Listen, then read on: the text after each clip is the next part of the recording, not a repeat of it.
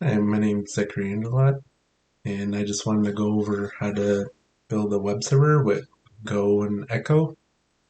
One of the first things you want to do is create a Go file, main.go, and just do the regular scaffolding for it. And to install Echo, you would just go to the Echo website and just go to Guides Installation, and you would go into the folder at which you're going to be making the project, and you just put into the terminal the installation for the version 4, and it will download it and all its dependencies and everything. Uh, One of the first things also you have to do after that is create a mod file, obviously. Um, it also has forums and everything that can help you through uh, doing what you need to do with that. Um, so after it downloaded everything, you create your Go mod file.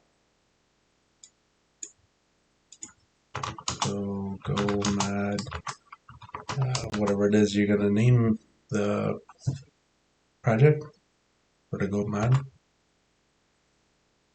Uh, man, Go mod init.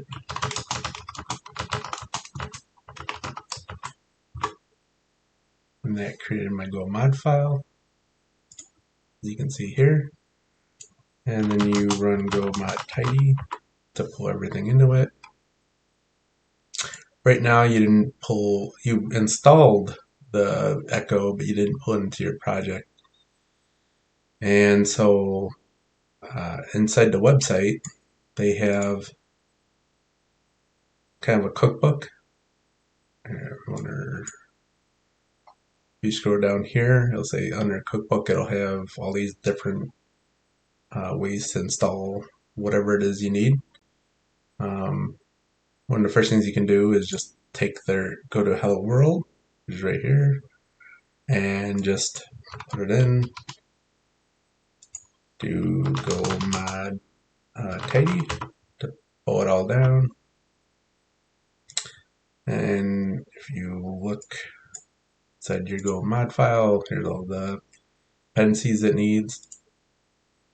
And then you do go run dot, which runs all your Go files on Windows. And this is your port. You go to localhost. And there you go, hello world. A few things to point out is they have the middleware right here, and they use the middleware for the logger, for the recover, so it'll auto recover. The logging, as you can see, is relatively big as far as the requests go. Kind of gets you going on the routing, and here's where I guess you could say the server initializes. And this is the instance of that echo object. That comes into play when you're trying to do kind of like group routing and everything. I have a project here that I've done stuff in, and I just use it as something to kind of grab from. I'll leave the link to it in the notes. But basically, there's different things in here that I'll kind of go over and explain. Um, if you want to use cores,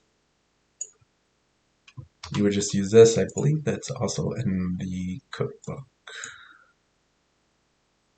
for cores. Yeah, right here, this whole thing. You could edit it to your liking. But if you're going to be doing any kind of like API stuff, you're going to need a way to allow for certain pages to have access to certain endpoints.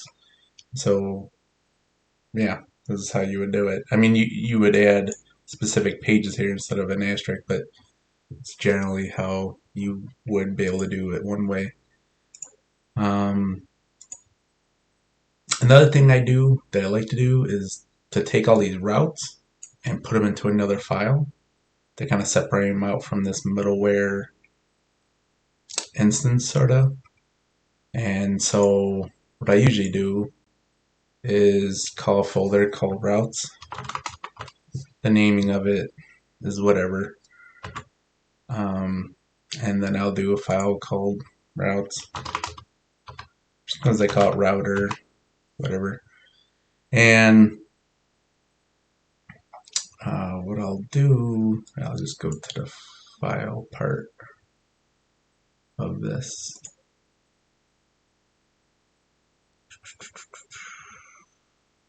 Yeah, router, I call it in here, whatever.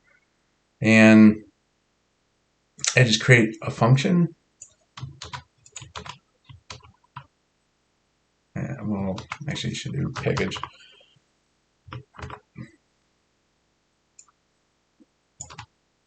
And basically, this is a function that's purely made up in that part of Echo. And it just is a wrapper for all the routing. And I just do that so that I can call into this function into the main file, and it just separates everything, and I'm still getting the Echo instance into all the routes. So, like, basically you can take this then if you wanted and just put that in there. Well, yeah, it's not calling a function, it's just spitting out the stuff. So how do you put this into your main file? Let me hit back.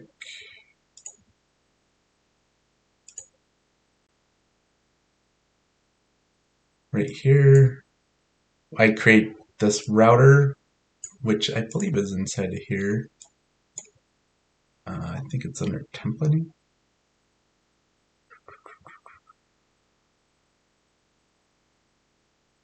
Yeah, templates. Basically, you're taking something that basically is like this. So mine's a little different.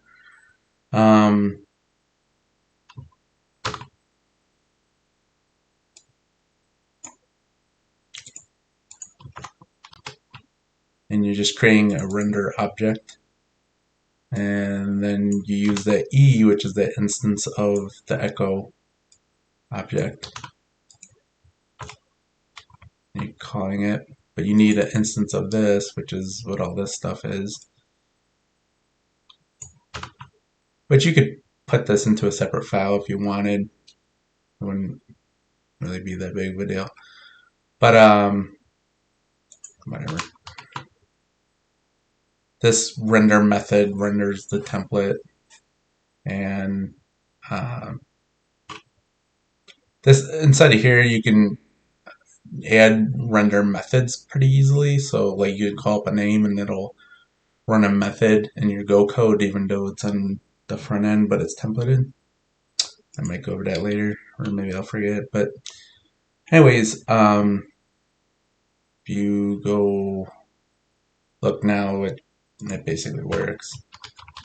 Oh yeah, if I do the stupid here variable thing. And then clear T.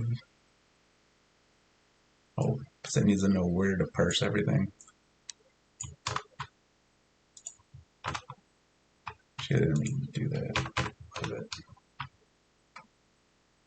Yeah, parse directory. Okay, so this parse directory is not part of Echo, but what it allows you to do is walk the tree of template folders in and out, which is great. It's not something Echo provides, but it's something that I kind of found on the web, and because I wanted to create a template folder, but I wanted my template folder for games or whatever it is I'm templating, and then the regular web files. So that's what this is basically. Again, you don't have to keep this all in the same file. I just do it just because just so that I know where it's at and it's easy to get to, and it's not really a big deal. But I got this online somewhere from someone probably, but it basically walks the file path in order for the template or the engine or whatever you want to call it to know to look not only in the templates folder that I call here, but any folder inside of that folder. For whatever reason, Go doesn't do that by default, and so this way, like I said, I'll leave this link in the notes. It kind of gets past that, which is nice. So now you need to create a folder. I guess you could say, you can call it whatever you want, but it has to match this. And this is where you're going to store templates. And now just home.html. Sure.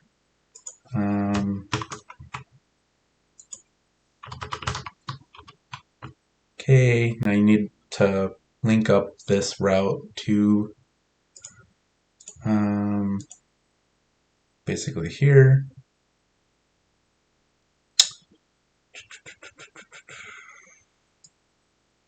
And let me go back to that routes folder, the router folder. Oh, can I get there? I'm just doing this to make sure my syntax is 100%.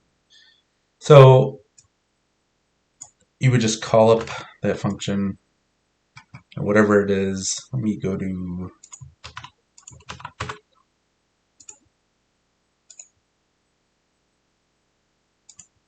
one of my routes. I have a handler folder for all my handlers, just to kind of separate things out a little bit. So my handlers pretty easy to understand. Again, it's not an abstraction that you really have to have, but I just do it. Well, usually I put a folder inside of a folder in here for whatever it's going to represent, because otherwise the stuff starts to get kind of out of hand. So the actual handler is relatively easy. You just create a function, you pass in that context, and then you just return. This map is what you would put in here is the data that's going to be sent to the template. This is obviously the file you're going to call, and this is to make sure that the header is correct. So you can just copy this out, put it in, call it, you want to make it capital so that you can actually import it. You probably want to call the package name the same somewhat as the folder. And then this is what's going to be taken from the templates folder. And I'll do the data part next with the map. But so you have that, you have the handler, you just have to import it into here so that it knows to use that in the route. So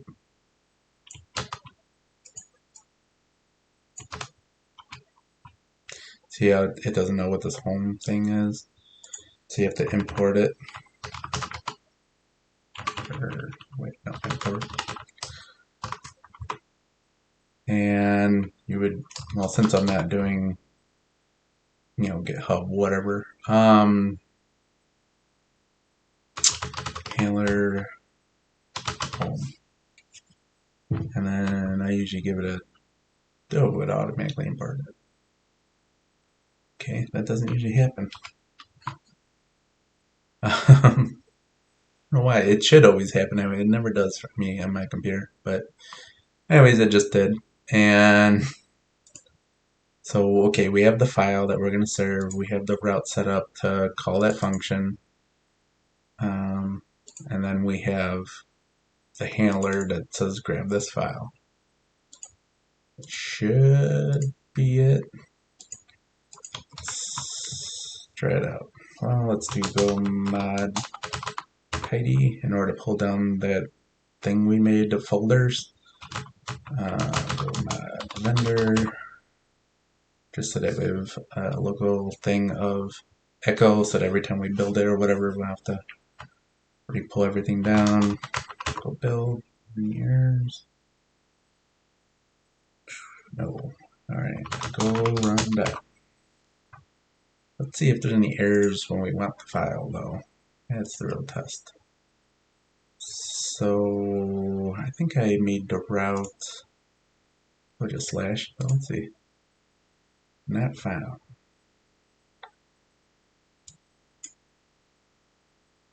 What did I do wrong?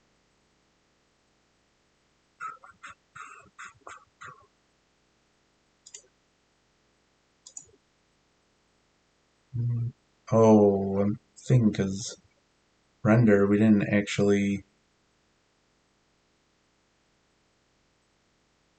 not actually calling the routes. We actually need to let it know about this routes function. I don't think we actually did that, did we? Ooh, all right. So let me go into here. The only reason why I'm referencing my project is to make sure all the syntax is, I don't have to like refigure anything out.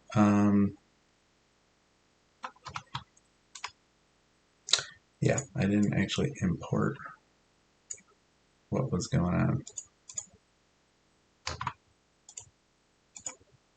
So this would just be test routes. Okay, and then, yeah, we never called it. You kind of put it anywhere. Well, it has to be below the instance of echo, but yeah.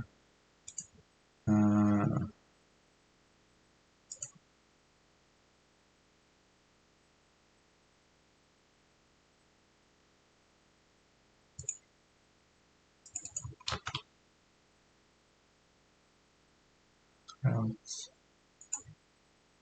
Routes. Still build that way?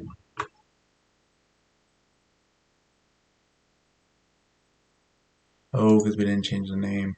We made a name. Or main. There we go.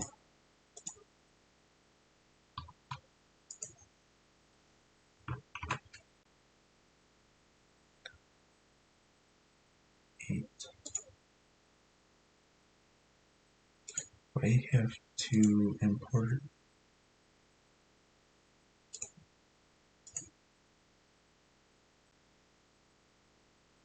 Yeah, it's not even pulling in echo itself. Huh. So actually I have to import echo to use echo. And there we go. There we go. So yeah, that would be how you would serve a file. Kind of separate out the folders, sort of, hopefully I didn't go too fast. The templating stuff, you can, they have a whole bunch of documentation on templating and how you can do all sorts of crazy stuff with that. If you want to pass data along to it, you go to your handler and you would go into here, and let's say you want to pass the name and you gotta give it something to call it. I think this is the data, and I think this is the pseudo name. Either way I switch it, but we'll see. Let's say James. I guess we'll see, and you gotta put a comment there. So I'll call one, see if I forget which one it's supposed to be. I would presume you'd call this, and actually this would be the data because that's how maps sort of work, but we'll see. Let's go into here, and it basically describes, and I'll go over how to put a header footer on there, but let's just do something really simple. I did Jim, right? I think so. We'll see. If it don't work, we'll know it's James. Hey. So why is that kind of important that they have this map thing? Because being able to pass data easily is really, really helpful when you set up the routes. It doesn't have to be this sort of crazy thing where you have to do dot, dot, dot, dot. You could, but it doesn't have to be, and that's really nice. Makes it really easy to pass data into your templates. Now, what else can you do with this? And I think I went over this a bit, but param.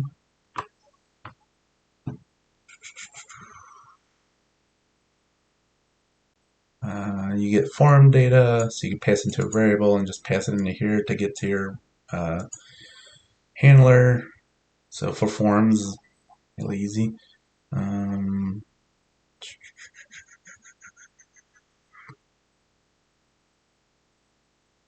Wait.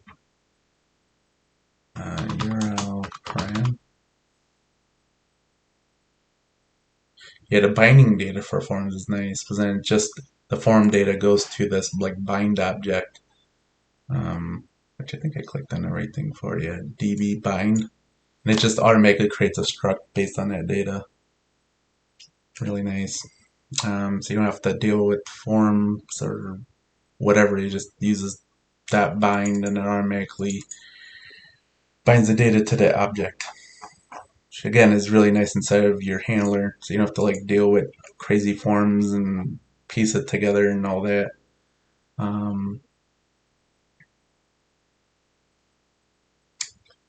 Trying to, yeah, see how he does this with the post with the users, does the object user, and then he binds that to that object, which is the form, and he automatically gets that data from it, and he turns it into JSON.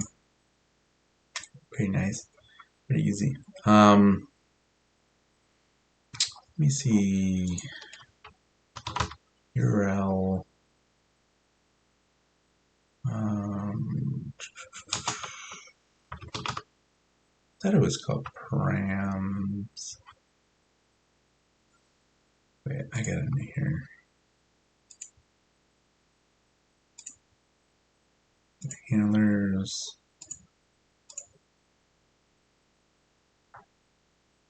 Yeah, see, I'm doing somewhere I'm grabbing all the data, which is not really something you normally are supposed to do, but you can throw it into an object, throw it into here, call this, and then boop, you get to spit it out in the template pretty easily, which is nice.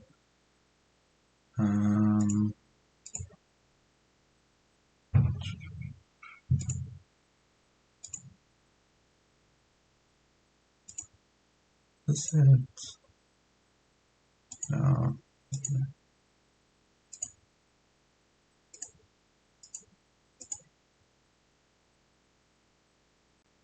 No, that's just,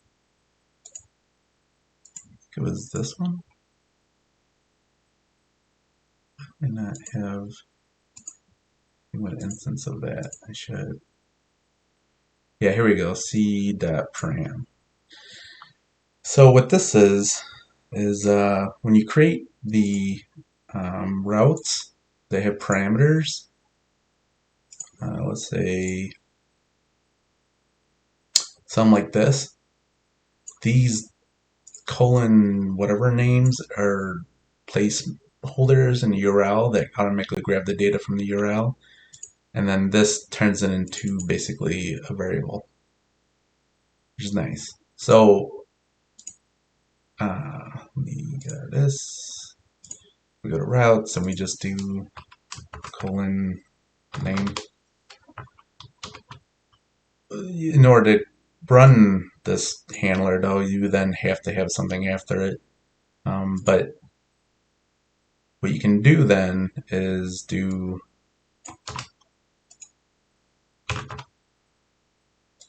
you have to call it the same. The object you call whatever you want, but we'll just make it the same for right now. And this will be the data. So that when we restart the server, run it, yada yada. This won't work right off the bat, but what you can do is, blah blah blah. Go to it, blah blah.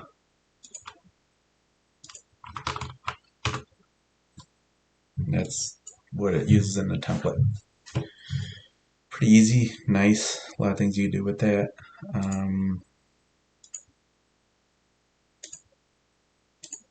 It's another easy thing you can do. I think I went over everything inside. Oh, the middleware. This is just something that sets stuff on the server as just, max age of certain requests, the origin of certain pages that get served, at least per request, because each request goes through this. You can then content policy. You could then also add in here any kind of tokens or some kind of like JWT thing. So each request that runs through here, and you can easily add protection. You can set the body limit of the header. You get the IP address. gzip, boom, right there, pretty easy. Gzip is it just zips the content, sends it out, and the browser is able to interpret it. Setting up static files for it. So probably should put these in a different folder, but so let's say you want to serve images and everything. I think this is what it's called on the server, and I think this is what folder it looks into. So if you want to serve images and all that, create a folder, name it static or whatever it is that you're going to call it.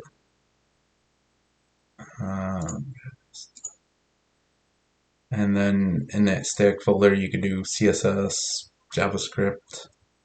I usually separate it out. Let's say CSS, I don't know, or style, or whatever. I don't know. Whatever you want to call it. New file, style, CSS. Again, the naming doesn't really matter inside of here. Let's say body,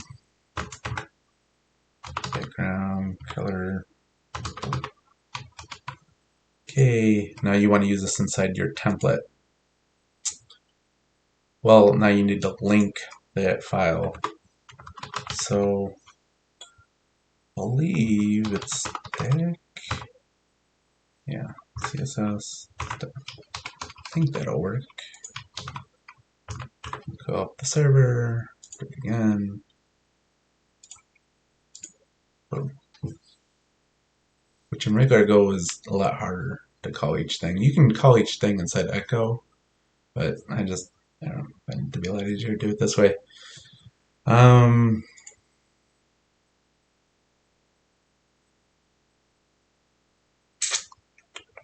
Oh yeah, this must thing. Well, no, that's part of the template calling.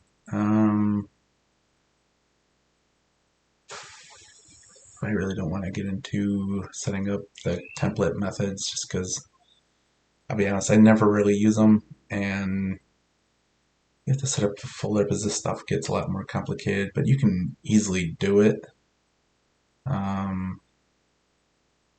I'll link to the project that has that too. It's just I don't know, a little bit messy, and it gets a little weird. And I just don't use it. Um,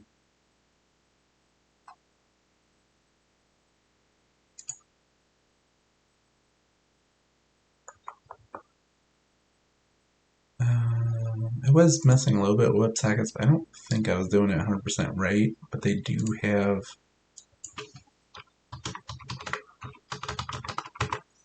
thing for it, which is kind of a quick and easy. But I would totally suggest using the Gorilla, just because it gets you the ID for the pool of clients that go into it, because the WebSocket's basically a constant communication between the front end and back end. Like it's constant. I mean, you can control how constant it is, but you're basically calling from the front end to the back end every so many seconds or whatever it is. And being able to have an ID on the pool, and then each client having its own ID while you're controlling the request, it's really a lot easier. Um, Another thing I use to make things a lot easier is JWT. And this looks really complicated. It can get complicated. Um, but basically, it's just like a rundown thing. And I'll probably do a video next of exactly how I did it. Because I have a key that gets generated in the request header, the cookie, the context, and the URL. And if they all agree and get signed and are correct, then it lets you go on to the next request, which can get kind of dicey if someone hits back or off the page or off the domain and gets back on the domain. But I don't know. I was just learning it. Um, Really easy way to sort of get started with that. So basically, understand what it is they're actually doing here. The claim, you think about it as just an object that holds data, kind of like a struct. And in that, it has predetermined properties that uh, JWT, the project or whatever, understands. And so what does that mean? Well, when you set up your handler, let's say a login, you get the data, you can bind or do the form values. This is just something that they set in just as a test thing. And this is an echo thing to be unauthorized in the JWT thing. So if it doesn't match up here, then it kicks you out. You don't have to do it this way, but it's just a quick and easy way to do it. And then you set up the claim. Now this claim is a custom one, but the JWT library that they have you use right here basically understands how that struct is set up. And so it knows where to check things, or you set it to know where to check things on it. And so this would be like your key or whatever it is. You set it to be true or false, depending on what kind of logic you put in. And then you have it set to expire at a certain time. So if you have one that gets set in the cookie, you can have it expire at a certain time, or in the header or whatever it is you're doing. And this method, new with claims, creates your key basically, which is just means 256 characters that it just encrypts, and so it kind of understands that signing. You never actually get to see the signing. It's just something that comes back with like an encrypted 256 character string. And this claim is what gets set up here. So basically what's in here gets put into here, and this new with claims creates a token. So it basically takes this cryptid whatever, takes this, encrypts it with it, and through that method creates a token, which is another 256 string thing that is random and a bunch of characters, basically bytes. And this you would put the secret, which is any kind of thing you could think of, and that's what creates this object.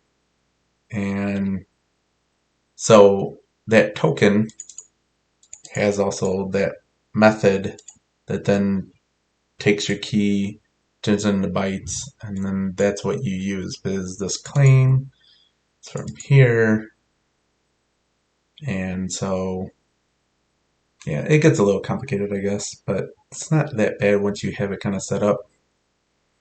Now, what is this stuff? Okay, so I can't have to remember how this entirely goes, but it's um,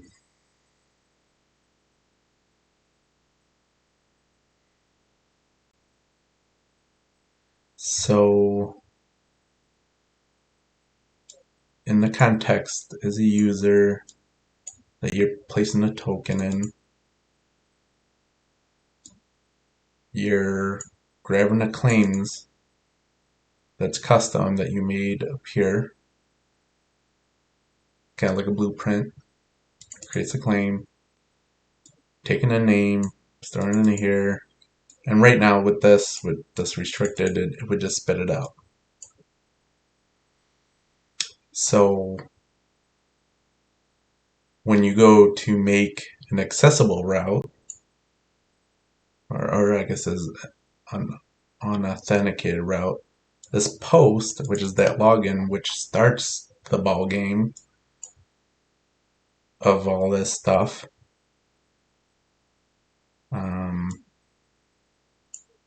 this is where everything gets set because you log in, and so it sets up all the claim and token and blah blah blah. Once the user gets past that login, the claim, the token, the signed stuff is all set up, and then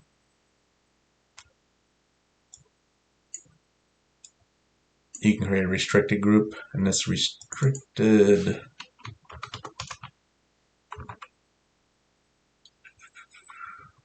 I'm skipping stuff here.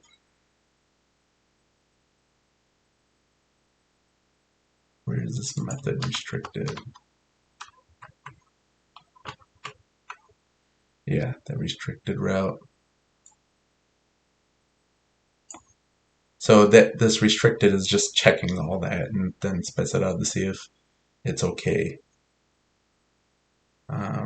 This group routing just is basically just like creating a route like this, but you're setting it to another variable, which then groups all these. So then everything, like how E is, which is an instance of echo, you're able to just set up random routes, and you would just do slash whatever.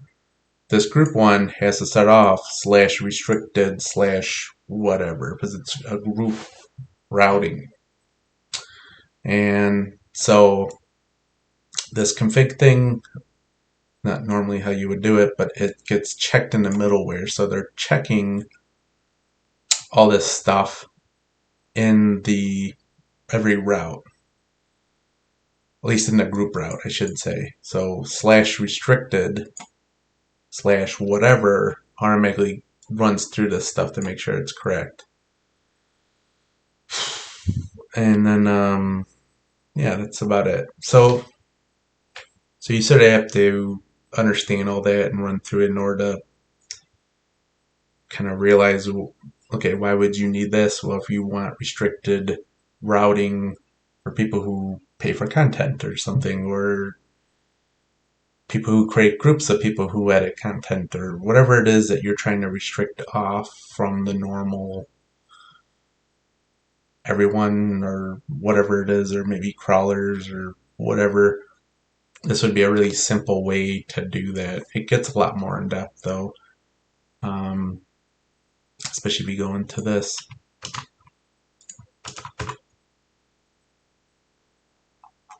They have, like, if you were really getting into that token signature claims thing, you know, you can get really customized and generate tokens, and it gets pretty in depth. I don't exactly have it in my soft memory right now. If I had to try to make it work right now, I probably could get into it, but this is just like you could read into this and use different things for different purposes, which I did do. Um, but again, it gets a little more complicated in order to, this key gets generated here, maybe when this cookie is being checked, so that when you check this route that has this cookie, you can have certain restrictions. Um, Something easier.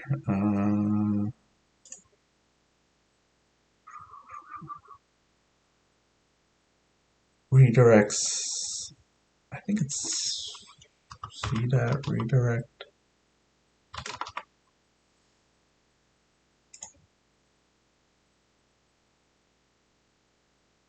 No.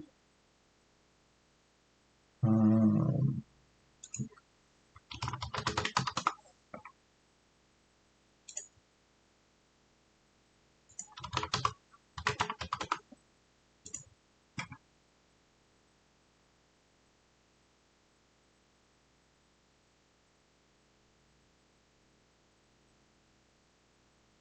there's it's like C dot redirect or something in order to, you would do a method and then it redirects it to a certain path.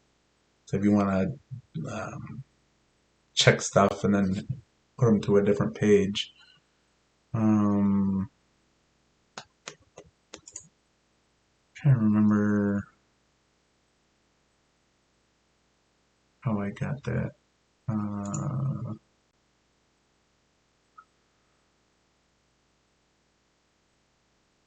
Well, I'll have to go over that later, but yeah, it's generally how you would set up a basic server, pass data, do JWT, serve static assets, do templating.